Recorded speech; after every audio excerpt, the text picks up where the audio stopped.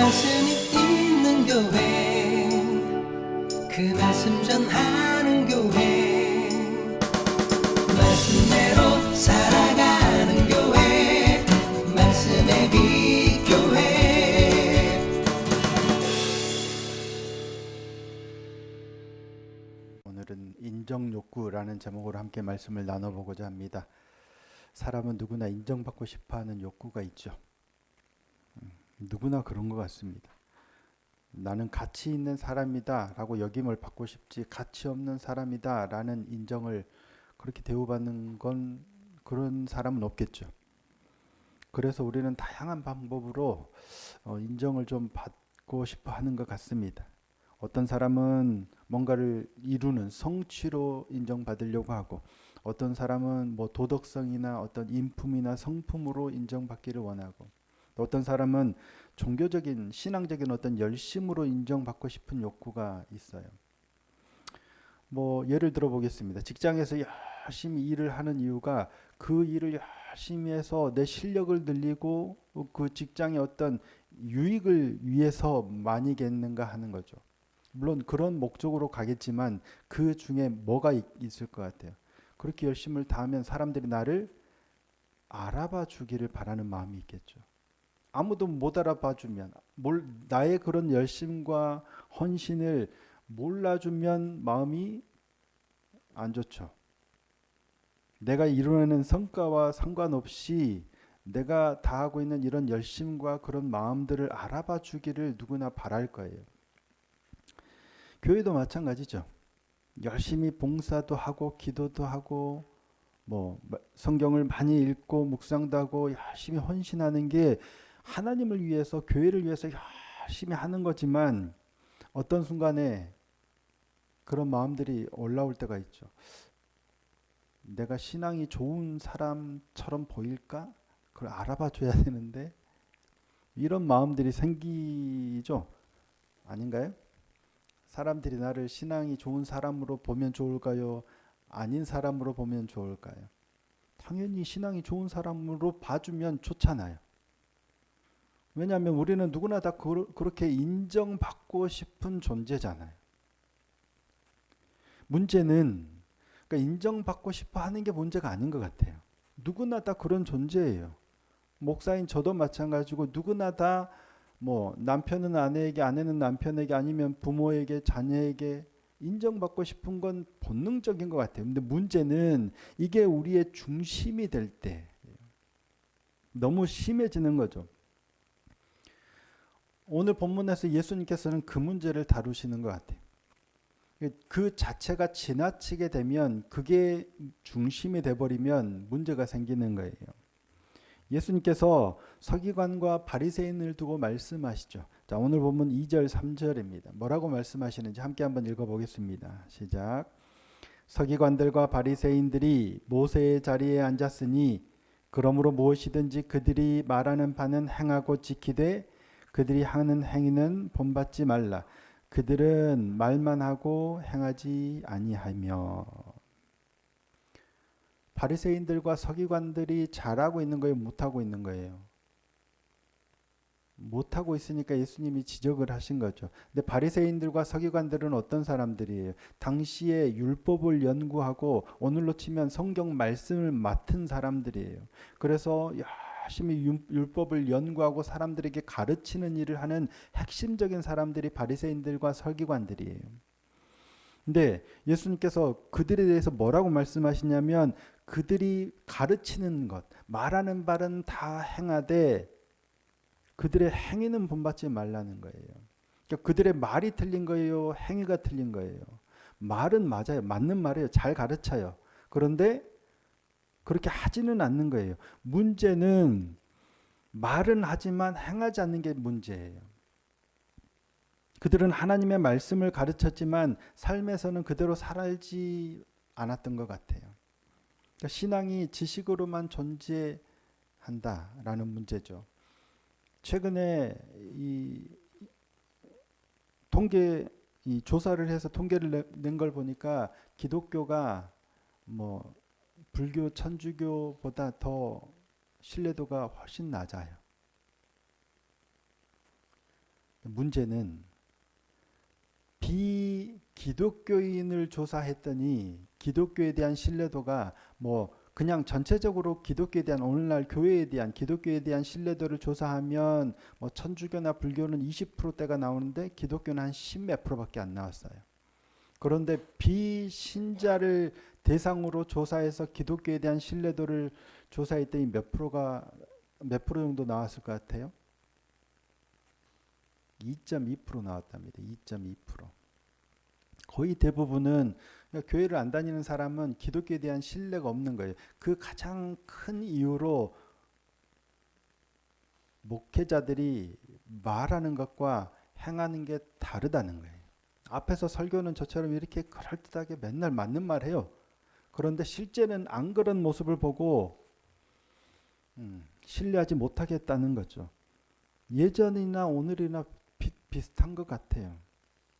그들은 사람들에게 많은 규칙을 요구했어요. 그런데 정작 자신들은 그 짐을 지려고 하지 않는 거예요. 이거 해, 이렇게 해야 돼, 이렇게 살아야 돼. 맨날 말은 하는데 자기는 그와 상관없이 사는 거죠. 이게 첫 번째 문제였고요. 또 하나의 문제는 사람에게 보이려고 이런 행위를 한다는 거예요. 자, 오늘 본문 5절입니다. 그들의 모든 행위를 누구에게 보이고자? 사람에게 보이고자 하나니 곧 그 경문띠를 넓게 하며 옷수를 길게 하고. 모든 행위를 사람에게 보이려고 한다는 거예요. 신앙적인 어떤 거룩한 행위라든지 선이라든지 봉사라든지 기도라든지 심지어 기도든 뭐든 이것도 사람에게 보이려고 하는 거예요. 그리고 잔치의 상석을 좋아하죠. 경문이 뭐예요? 경문띠 그림 마루마? 테필라라고 이마에도 붙이고 팔에도 붙이는 건데 이 작은 상자 안에 성구, 뭐 쉐마라는 말씀도 있고 몇 가지 성구를 적어서 넣어서 여기에 붙이고 달아서 다니는 거예요. 이 경문을 띠로 해서 이렇게 붙이고 다니고 팔에도 감고 다니는 이거. 그리고 옷술도 보면 옷단술이라고 그러죠. 청색 끈으로 만드는데 이 청색이 하나님의 보좌가 있는 하늘을 상징한다고 그래요. 그래서 네 가닥의 실을 2등분해서 접은 다음에 5개의 매듭을 꼬아서 끝에 8가닥의 실이 달리도록 만드는 거. 주로 예전에는 남자만 달았는데 그 율법을 잘못 해석해서 그렇고 뭐 이런 얘기가 있지만 이게 그런데 이거를 경문도 그렇고 옷술도 그렇고 뭐 하려고? 사람에게 보이려고. 이거 왜 여기에다가 경문을 달고 매주자, 문설주에 이걸 붙이고 이런 걸 왜 하라고 했냐면 하나님의 말씀을 기억하라고 잊어버리지 말고 기억하라고 한 건데 어느 순간 시간이 되다 보니까 이게 이제 장식이 됐어요. 그래서 사람들에게 잘 보이려고 나는 좀 크고 뭐 어쩌기 내가 이만큼 철저한 신앙인이다 이런 거 보이려고 하는 거예요. 옷술도 마찬가지고. 사람들의 존경을 받기 위해서 거기에 신경 쓰이게 되는 거예요. 근데 이게 어디에서 비롯되는가 보니까 인정받고 싶은 욕구가 자리하고 있더라는 거예요.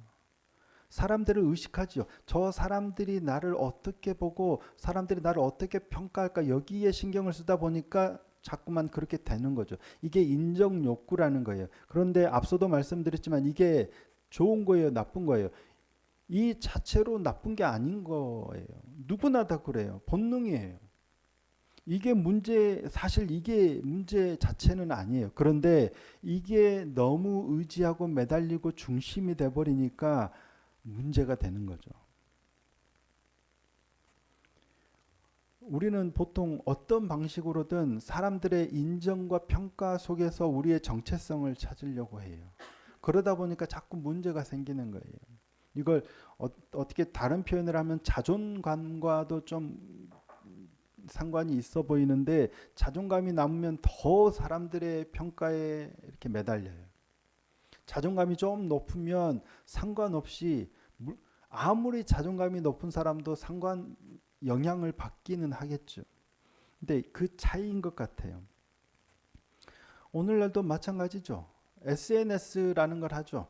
뭐 페이스북을 한다든지 뭐 인스타그램을 한다든지 하면은 맨날 뭐 어디 가서 사진 찍고 뭐 먹을 때 사진 찍고 저도 많이 하잖아요, 이거.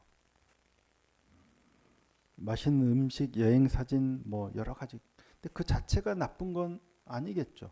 우리의 어떤 상황이나 이런 걸 알리고 서로 소식을 전하고 뭐 이런 취지니까요. 근데 문제는 그 마음 안에 있는 마음을 다스리지 못할 때 문제가 되는 거예요. 사람들이 나를 어떻게 생각할까? 좋아요가 몇 개 달리냐에 연연하게 되는 거예요. 내가 올린 이 사진이나 이런 글에 누군가가 좋다는 표시를 얼마나 하느냐에 따라서 마음이 막 심하게 움직이는 거예요. 그런 게 없을 수는 없지만 거기에 휘둘리기에 너무 휘둘리다 보면 그게 중심이 돼버리는 거예요. 그러다 보면 하나님이 우리에게 주신 중요한 것들을 놓쳐버려. 심지어는 우리가 얼마나 존귀한 존재라는 사실도 놓치고 다른 사람들의 평가에 따라서 내가 어떨 때는 존귀한 존재가 됐다가 어떨 때는 정말 하찮은 존재가 됐다가 그거에 왔다 갔다 하는 거예요. 그러다 보면 사람들의 평가에 의존하는 삶을 살게 되는 거예요. 나라는 존재 자체가 중요한데 그 존재 자체보다는 사람들이 나를 어떻게 평가하느냐에 따라서 내 삶이 달라져 버린다는 거예요. 근데 문제는 사람들의 인정은 결코 우리를 만족시키지 못해요. 어느 날 인기가 있으면 사람들이 모여서 뭐 구독자가 몇백만 명이 되고 뭐 좋아요가 이렇게 달리다가도 한번 뭐 잘못하면 나락으로 가서 막 사람들이 떠나고 나를 안 돌아보고 그러면 내 스스로가 망했다 생각하고 망가지고 이러는 거예요. 우리가 너무 거기에 많은 의미를 두고 살아가는 거예요.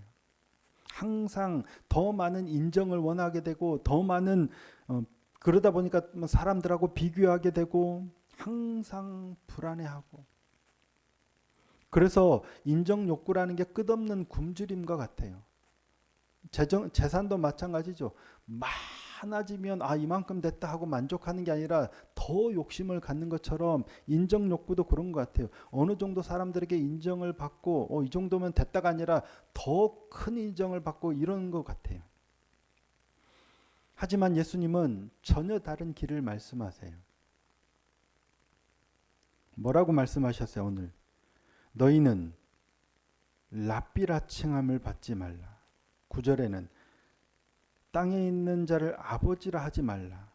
10절에 또한 지도자라 칭함을 받지 말라. 인정받고 싶은 누군가에게 랍비로 인정받고 또 나이가 있는 아버지와 같은 그런 대우를 받고 싶고 지도자와 같은 대우를 받고 싶고 그런 그 칭호 자체가 문제라는 말씀은 아니겠죠. 핵심은 사람의 정체성이 남들에게 평가받는 그런 호칭이나 직함이나 이런 거 있지 않다는 거예요. 그리고 예수님께서 뭐라고 말씀하세요? 너희 중에 큰 자는 오히려 너희를 섬기는 자가 돼야 한다라고 말씀하세요. 자, 오늘 보면 11절 12절입니다. 너희 중에 큰 자는 너희를 섬기는 자가 되어야 하리라.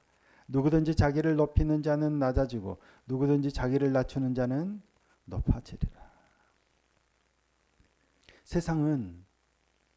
세상의 가치관은 어떻게든 누군가에게 더 많은 좋은 평가를 받고 높아지고 인정받고 성공하고 그래야 된다라고 말을 하지만 예수님은 뭐라고 섬기라. 섬기는 자가 되라. 자기를 높이는 자는 낮아지고 자기를 낮추는 자는 높아지리라. 세상 사람들에게 어떻게 평가받을까에 의지하지 말고 오히려 낮추면 하나님께서 높이신다는 거예요. 이게 하나님 나라의 역설이에요. 하나님 나라의 위대함은 자기의 어떤 지위나 사람들로부터의 평가가 아니라 사랑과 섬김으로 나타난다는 거예요. 이게 하나님 나라의 가치고 하나님 나라의 역설이에요. 그런데 여기서 중요한 의문이 듭니다. 우리가 정말 그렇게 살 수 있을까 하는 거예요. 알겠어요. 겸손하게 섬기고 섬기는 자가 되고 낮춰야 된다는 거 알겠어요. 그런데 그렇게 살 수 있냐고요. 사람들의 인정 없이 평안하게 살 수 있느냐 하는 거예요. 여러분들이 저에 대해서, 우리 성도님들이 저에 대해서 낮게 평가를 하면 제가 평안하게 괜찮아, 나는 하나 평안하게 목회를 할 수 있을까요? 아니면 짐 싸들고 뭐 떠날까요? 이게 말씀이 그렇고 그럴 것 같아 라고는 하지만 사실 이게 힘들어요. 어쩌면 불가능해요. 그런데 성경은 뭐라고 말씀하세요? 사람으로는 할 수 없으되 하나님으로는 다 하실 수 있느니라예요. 우리 힘으로, 우리 의지로, 우리의 인품과 인격으로 이걸 하려고 하면 불가능해요. 안 돼요. 하지만 그래서 복음이 필요해요. 하나님의 능력이, 하나님의 말씀이 내게 들어오면 그렇게 되어지는 거예요. 예수님은 단지 그렇게 살아야 된다라고 말씀하신 게 아니라 직접 그렇게 사셨잖아요. 하늘 보좌를 버리시고 인간으로 오셨고 종의 모습으로 사셨어요. 그리고 심지어는 십자가의 길을 가셨잖아요. 가장 낮은 자리까지 내려가셨어요. 왜 그렇게 하셨어요? 우리를 위해서. 우리는 높아지려고만 하잖아요. 심지어 하나님을 믿는다고 하고 말씀을 받았다고 하면서도 오히려 더 높아지려고만 해요. 하나님을 더 오래 믿었고 교회를 더 오래 다녔고 교회가 커지면 커질수록 더 낮아지는 게 아니라 높아지려고 해요. 예수님은 명확하게 말씀하셨고 명확하게 보여주셨어요. 낮아지는 거예요. 그러면 하나님이 높이시는 거예요. 십자가를 통해서 우리에게 새로운 정체성을 주시는 거예요. 우리가 낮아지고 낮은 삶을 살려고 애를 쓰는 게 아니라 예수 그리스도를 우리가 받아들이면 그게 되는 거예요. 내가 애써서 그렇게 살려고 이렇게 하면 안 돼요. 불가능한데 예수님의 말씀이, 예수 그리스도의 복음이 우리 안에 들어와서 자리하게 되면 우리가 어느 순간 점점점 그렇게 되어져 가는 거예요. 우리는 사람들의 인정으로 살아가는 존재가 아니라 하나님의 사랑 안에서 살아가는 존재가 되었습니다. 이게 복음이에요. 이 복음을 이해하면 우리의 삶이 바뀌는 거예요. 우리는 더 이상 사람들의 평가와 인정에 목을 메고 살아갈 필요가 없어요. 왜냐하면 하나님이 이미 우리에게 말씀하셨기 때문이죠. 너는 내 아들이라. 하나님이 말씀하셨어요. 너는 내 사랑하는 자녀다. 그래서 우리는 세상으로부터 인정받지 않아도 얼마든지 살아갈 수 있어요. 그런데 사단은 가만히 내버려 두지 않죠. 끊임없이 우리를 건드려요. 너 어떻게 살아가려고 그래? 너 누가 너 무시하잖아. 그렇게 하면 안 돼.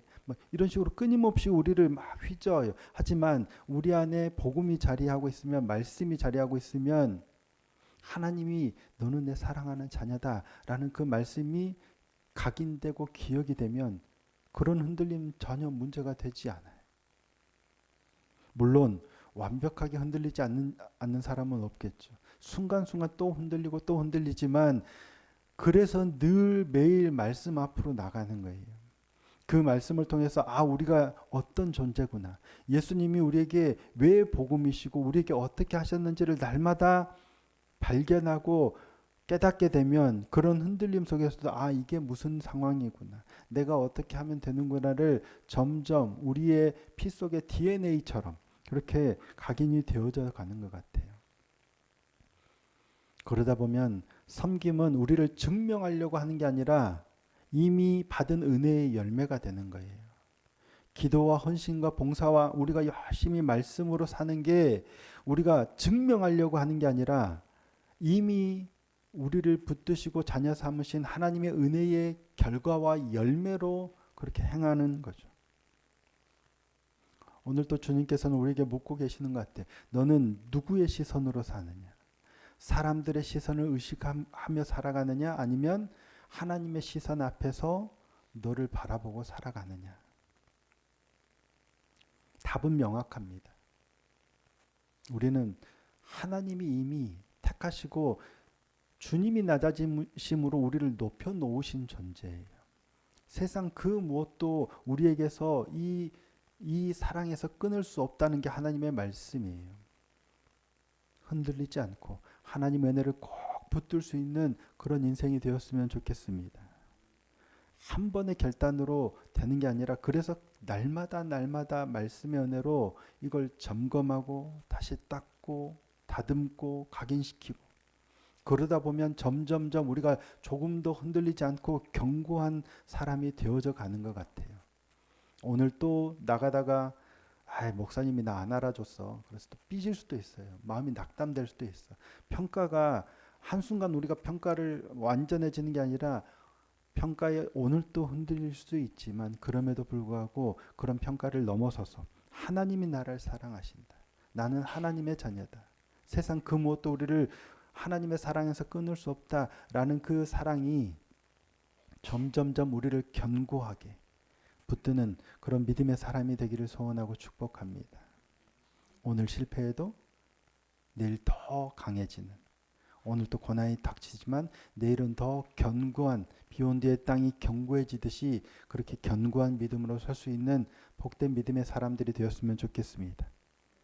말씀이 우리를 그렇게 되어져 가게 하실 줄 믿습니다. 더 생명으로 하나님 앞에서 담대함으로 사람들의 평가와 인정을 의식하지 않고 담대하게 하나님의 사람으로 살아갈 수 있는 저와 여러분이 될 수 있기를 예수님의 이름으로 축복합니다.